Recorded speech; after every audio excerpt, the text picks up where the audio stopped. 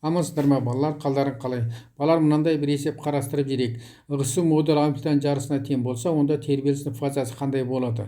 Балалар, есебін берілгенін жазып қойдым. Бізге фи1 мен фи2-ні анықтау керек. Неге балалар екі фаза болып кетті? Осыны біраз түсіндіріп кетейік. Балалар, біз гармоникалық тербеліс дегенді еске түсірейікші балалар.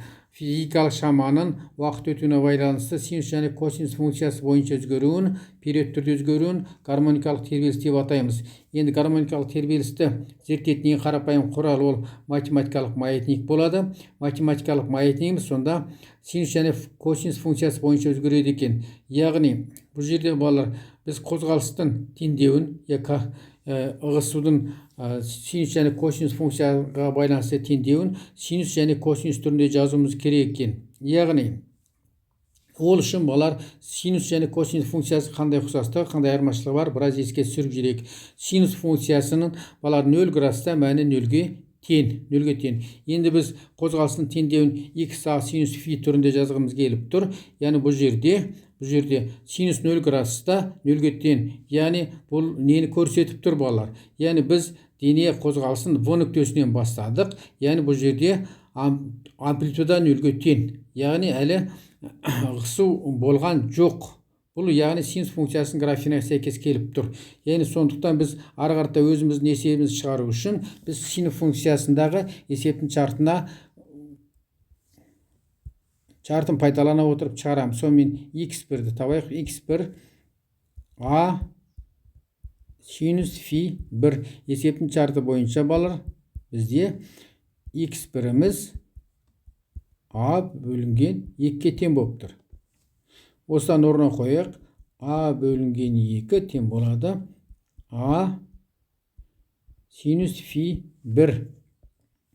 А мен аны қысқартып жіберейік. Енді осыдан 2-ден 1 тең синус фи 1 болды балалар. Яғни фи 1-дің мәні пи бөлінген 6. Яғни фи 1-ді балалар біз шығарып алдық. Бұл не деген сөз балалар? Егер дене қозғалысы v нүктесінен бастап, қозғалысқа келген кезде фазаның пи бөлінген 6 мәнінде ығысу амплитуданың жарысына тең болады деген сөз міне. Осы нүктеден өтеді деген сөз міне. Осы жерге келеді деген сөз балалар міне. Осы жерге келеді міне. Осы жерге келеді. Енді екінші жағдайды қарастырайық балалар. Бірінші жағдайды егер дұрыстап отырып түсініп алатын болсақ, екінші жағдайдың ешқандай қиындығы жоқ. Косинус функциясының графигін тағы да еске түсірейік. Ол 0 градуста, оның мәні 1-ге тең, яғни ең үлкен максимум мәнге тең. Яғни қозғалысымыз балалар, енді бірден түсіндіре салайық балалар. Қозғалысымыз с нүктесінен бастады. Яғни тепеден қалыптан ең үлкен ығысуы x максимум мәнге тең болып тұр. Оны тағы да формуламен дәлелдеп жіберейік балалар. x а косинус фи, а косинус 0 градуста ең үлкен мәні 1-ге тең, яғни x-іміз а-ға тең. Яғни біз дене қозғалысын с нүктесінен бастадық деген сөз. Сондықтан біз синус және косинус функциясын теңдеуін жазған кезде осыны ескергеніміз дұрыс екен. Енді x2-ні таба салайық. x2 тең болады а косинус фи 2. Бұл бірінші теңдеу болсын. Осымен x2-міз а бөлінген 2-ге тең, бірден жазсалайық. Және балалар, және жазғанбыз бірінші жағдайда косинус фи 2.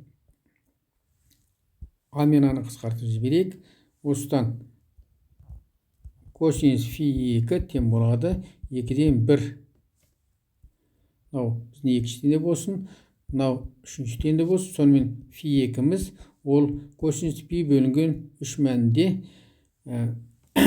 2-ден 1-ге тең екен. Сонымен жауабы бірінші жағдайда фи 1-іміз пи бөлінген 6 болды.